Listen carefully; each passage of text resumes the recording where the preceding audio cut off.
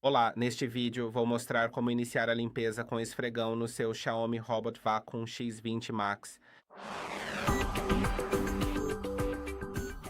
Para fazer isso, toque em Estação no aplicativo. Depois, selecione Limpar o esfregão. E então ele começará a usar a água, aquecendo-a e usando-a para lavar os esfregões do robô. Isso pode levar algum tempo. Mais tarde, ele vai secar. Você também pode clicar em Secar manualmente e... sim, é basicamente isso.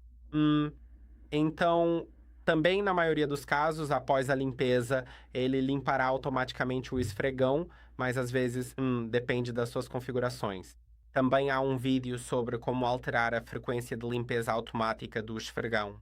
Espero que este vídeo tenha sido útil. Não se esqueça de curtir e se inscrever, e vejo você no próximo.